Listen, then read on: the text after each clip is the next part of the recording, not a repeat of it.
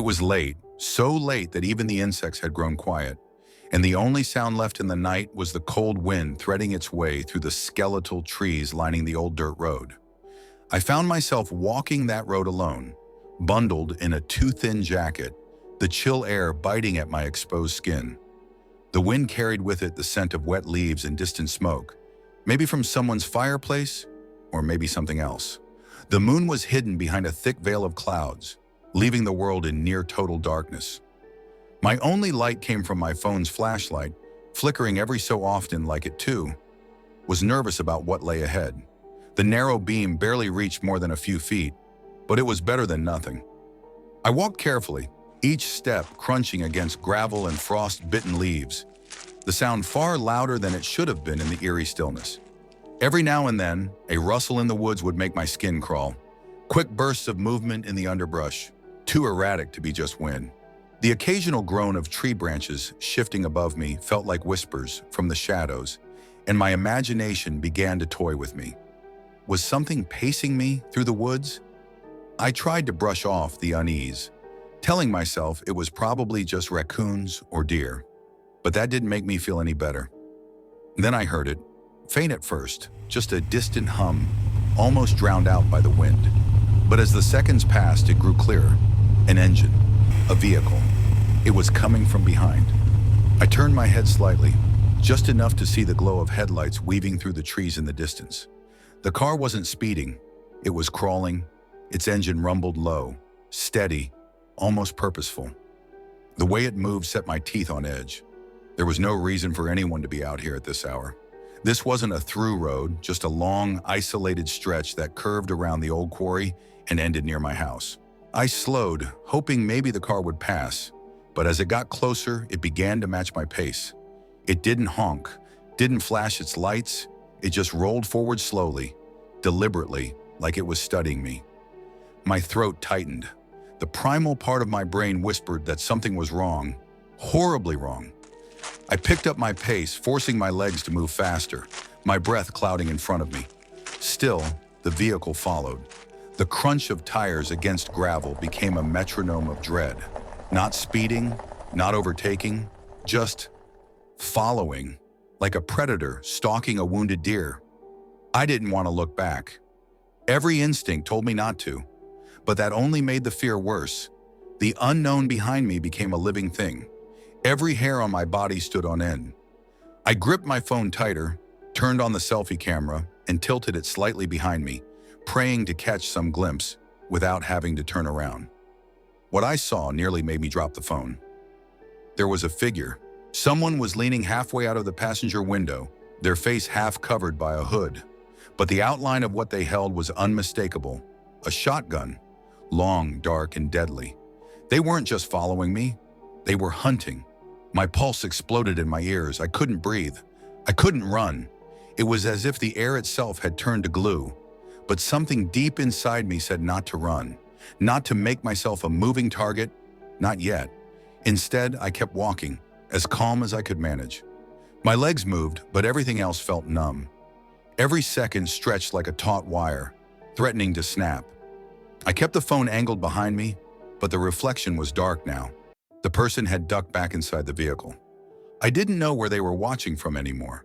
A single misstep, a stumble, a wrong glance, and I felt like it would be over. Then something strange happened. A second car appeared. Far down the road ahead, small headlights in the distance, slowly approaching. Relief flooded my chest, but almost instantly I realized I was caught between two vehicles. The one behind didn't speed up. The one ahead was still too far to make out clearly. Panic rose in me again, but this time I didn't stop to analyze it. My house wasn't far. Maybe half a mile. I turned off my flashlight to make myself less visible and move faster. I stayed to the side of the road, hoping the cover of trees would help. Behind me, the car kept its distance, but never turned, never slowed. Its headlights remained steady, unwavering. The second vehicle passed me, thankfully just a random driver, too preoccupied to notice the pale, terrified figure on the roadside. They kept going and I cursed quietly under my breath. Now it was just me and them again. I could see the old wooden fence near my property now. just a little farther. Then, finally, I saw the outline of my home. My porch light was on, just barely visible through the fog of my breath and the edge of the trees. I broke into a sprint. I didn't care if they saw me run anymore. I just needed to get inside. I heard the engine rev once behind me. Tires crunched louder, faster. I didn't look back. I ran up the steps, fingers fumbling with the keys. They slipped once, twice. I cursed loudly, shoved the right one into the lock, twisted, and threw the door open. I slammed it behind me and locked everything. Deadbolt, chain, handle. I even shoved a chair under the knob. Then I collapsed to the floor, gasping. My heart wouldn't stop pounding. My ears strained to hear anything over my ragged breathing. But nothing. The car didn't follow up the driveway. It just vanished. Maybe they peeled away. Maybe they parked somewhere nearby. I didn't know. I just knew I was inside and alive. I stayed awake until dawn, a kitchen knife in my hand, jumping at every creak of the house. It wasn't until 2 days later that I saw the news. A local station reported a string of bizarre, brutal incidents on back roads in the area. Late-night walkers, slow-moving cars, victims shot in the head, each one after reportedly turning to confront whoever was following them. Police were baffled. No patterns, no suspects, just a chilling consistency in the reports. The moment someone looked back, they died. And suddenly I understood what had saved me. It wasn't luck. It was instinct. I didn't turn around.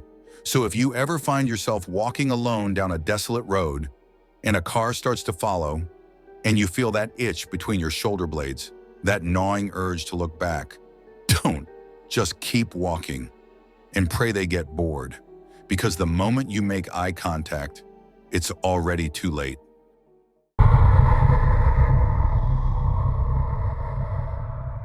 As a small business owner, the holiday season is both a blessing and a curse. The revenue makes the year, but the stress? It's like living in a snow globe constantly being shaken. I run a modest souvenir shop in town, mostly handcrafted trinkets, local artisan goods, and some kitschy but charming holiday-themed items. Since December 1st, I hadn't had a single day off. My employees did their best, but as always, it fell on me to handle the brunt of the work: inventory, accounts, restocking, decorations, customer complaints, last-minute orders. Christmas Eve was no exception. That night, I let my staff go home early. They had families to return to, kids to tuck in, dinners to host. Me? I was single, and with most of my family long moved away or estranged, I didn't mind the quiet. Honestly, I found some peace in the silence. It was just past 11:45 p.m., and I was in the back office, hunched over a stack of invoices and tally sheets, nursing the last of my lukewarm coffee. Outside, snow was falling steadily, blanketing the parking lot in a soft white hush. That's when I heard it, a knock at the front door. Not a gentle tap, not the wind rattling the glass. A deliberate, steady knock. I looked at the clock again. Nearly midnight. We'd been closed for almost 4 hours. Who in their right mind would be out now, in this weather? I figured maybe it was someone stranded or in need of directions. I got up, rubbed my eyes, and walked through the dim shop toward the entrance. My boots echoed lightly against the hardwood floor. The motion sensor lights at the front flickered on. That's when I saw him. Standing in front of the glass door was a man dressed as Santa Claus, but not the cheerful department store kind. His suit was wrinkled and stained. The white fur trim was matted and gray in spots. The fake beard hung lopsided, exposing pale, cracked lips beneath. His eyes were the first thing that truly unsettled me. Too wide, too alert, like someone on the edge of something dangerous. I slowly opened the inner vestibule door, but left the main entrance locked. I gestured politely. "Sorry, we're closed for the night." The man didn't smile. "I forgot my wallet," he said flatly. "Left it in your store. Need to come in and get it." His voice was deep and raspy, and there was something oddly rehearsed about the way he said it, like he had practiced it. I frowned. We didn't find any wallet during cleanup, and no one reported one missing. I glanced at him again. "I don't think I saw you in here today, sir." He shook his head, lips twitching slightly. "I was here. I left it on the counter." I hesitated. There was no way he had been in my shop. I knew all the customers that came in today, regulars mostly. And this man, I would have remembered him. I'll double-check the back, I offered, mostly to buy time. I didn't like the look in his eyes. Too intense, too focused.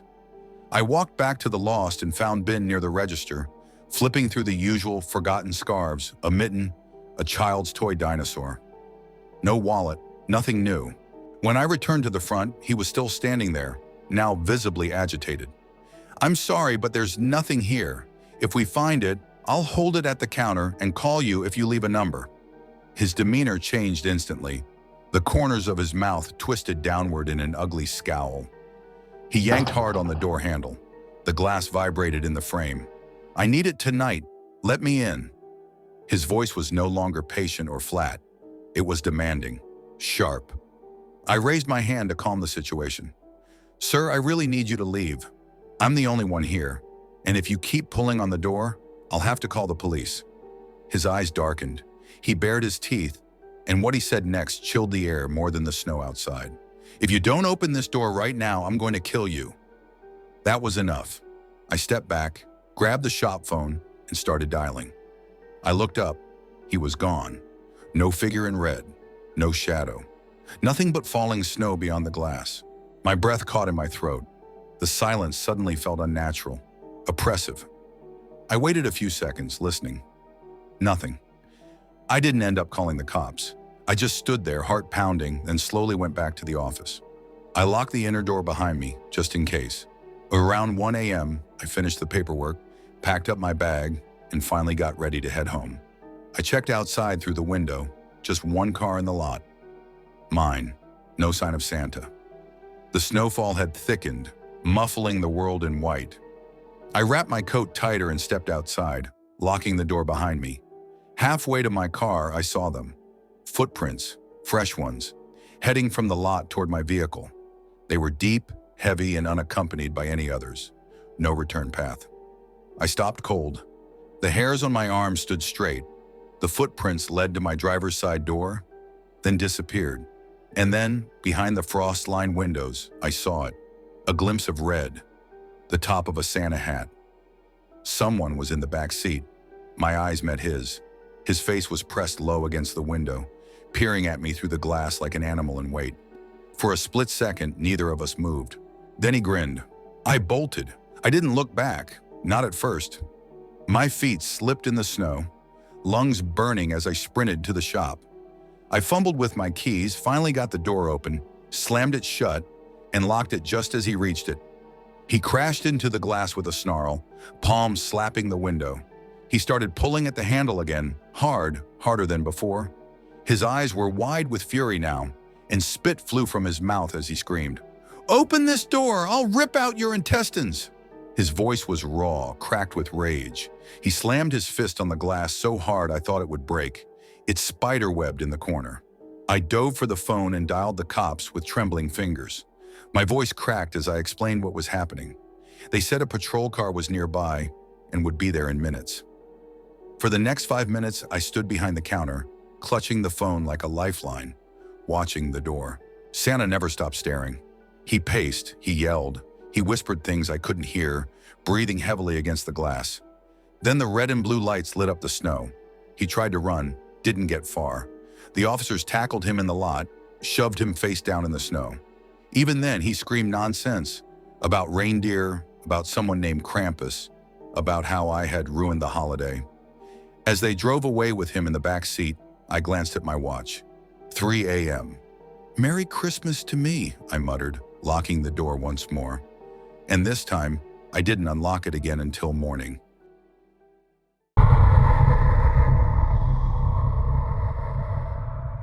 For the past year, Deb had been emotionally manipulated by someone she worked with remotely through a nurse chat center. I'm writing this because I'm concerned about Deb, and I'm not alone. There are several of us. We've all heard different pieces of the story, and we've all seen the aftermath. Deb worked for a suicide crisis line as a psychiatric nurse. That in itself should have made her more immune to being manipulated. She was trained to detect trauma responses, to listen carefully, and to guide people towards stability. But this wasn't a normal case. This was something else entirely. It started slowly. Deb would take late-night chats, sometimes back-to-back, and she began noticing some of the regulars. One night it was a lonely woman named Stephanie who said her son had died in a school shooting. The next it was an old man named Raymond who said he lived in a nursing home and wanted to end his life. Then it was a single father who just lost his wife in childbirth and couldn't bond with his newborn. Each story was harrowing. Each one felt real. Unique writing styles, distinct personalities, varied traumas. Some were barely coherent in their grief. Others were charming, intellectual, inquisitive. But slowly, over months, they all gravitated toward Deb. Always Deb. The chat spilled over onto WhatsApp. Deb, believing these were real people in need of help, started taking her role home with her. She drank red wine during these late-night talks. She watched crime documentaries between messages. Sometimes she cried when she logged off. She thought she was saving lives. This person, or entity, began to condition Deb emotionally. It wasn't just emotional manipulation. It was psychological torture masquerading as dependence. If she didn't respond, a child might die. If she missed a message, someone would overdose. The messages grew darker, more urgent. Sometimes she would get 10 or more different people contacting her in a single night. What Deb didn't know was that it was all one person. She started losing sleep. She began isolating herself. Her apartment grew darker and more cluttered. She rarely went out unless it was for groceries or work. Those of us who knew her noticed how quiet she had become, how every ding from her phone would make her flinch. The first red flag came from the tech guy at the chat center. He reached out and asked if Deb had noticed anything unusual. At first, she thought he was talking about glitches or spam.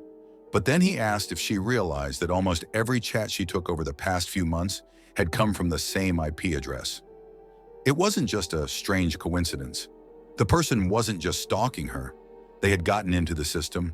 Every person Deb had spent hours talking to, the grieving parents, the lonely teens, the suicidal veterans, they were all the same individual. Deb collapsed. She went pale and cried until she was dry heaving. She filed her resignation that week, took emergency medical leave, moved out of state, and began therapy. She was absolutely shattered. But she wasn't done suffering.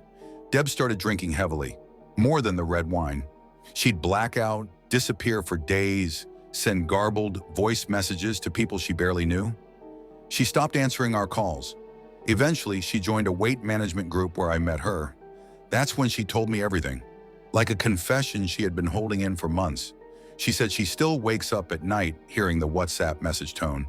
She said sometimes she dreams of answering a chat window and seeing all the fake names lined up, waiting, their typed messages appearing one after the other, begging, blaming.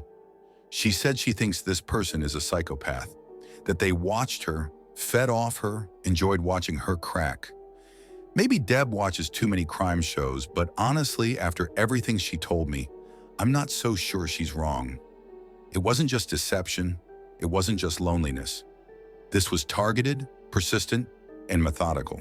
She once said, "It felt like he knew me better than I knew myself, like he was writing roles based on what I feared the most."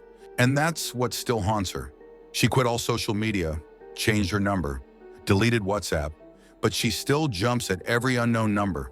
She won't use her real name on any forms, and she keeps asking me to tell her if I ever see anyone strange watching her. She's better now, somewhat. She's lost weight, she's sobered up, and she's making friends again. But there's still this part of her that's always looking over her shoulder. If you or someone you know has been through something similar, Deb would want to hear from you.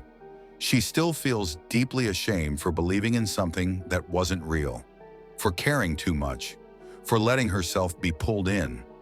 But she didn't deserve it. None of us do.